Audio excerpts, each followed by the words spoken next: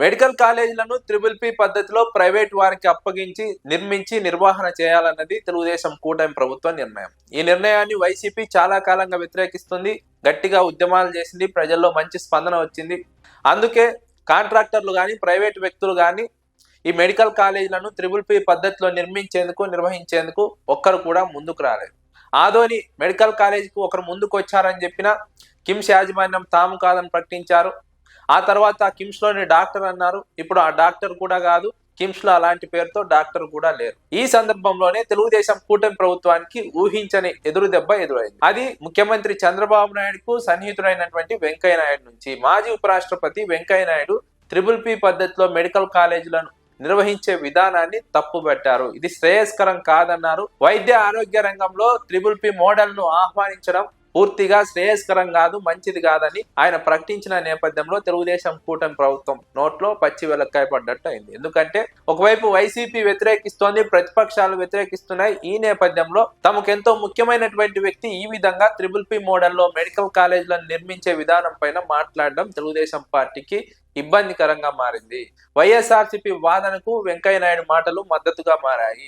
ఈ విధానాన్ని వ్యతిరేకించే వారందరికీ వెంకయ్య నాయుడు మాటలు ఊరటనిచ్చాయి.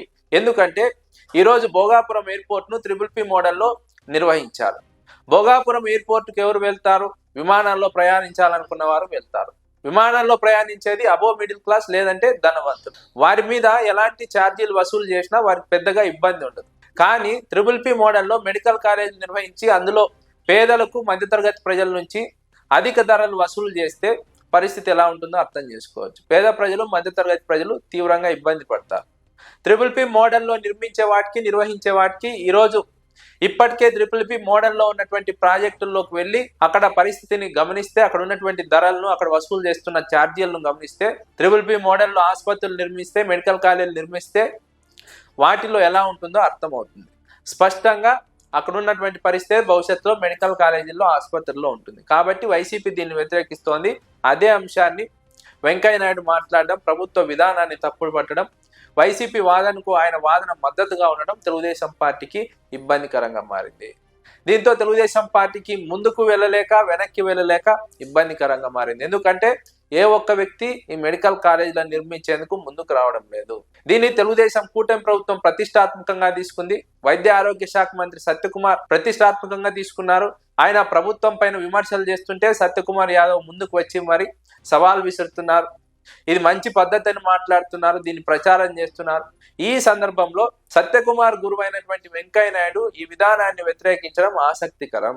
ఈ ఆసక్తికర పరిణామం అటు సత్యకుమార్ కు చంద్రబాబు నాయుడుకు ఇబ్బందికర అంశంగా విశ్లేషకులు అంచనా వేస్తున్నారు. ఎందుకంటే వెంకయ్య నాయుడు వీరిద్దరికి చాలా సన్నిహితమైనటువంటి వ్యక్తి. అలాంటి వ్యక్తి వీరిద్దరూ గట్టిగా మద్దతు ఇస్తున్న విషయాన్ని వ్యతిరేకించారంటే ఇందులో వాస్తవికతను, ఇందులో ఉన్నటువంటి డొల్లతనాన్ని, ఇందులో పేదలకు చెడు జరిగే అంశాన్ని పరిశీలించాలని విశ్లేషకులు ప్రస్తావిస్తున్నారు.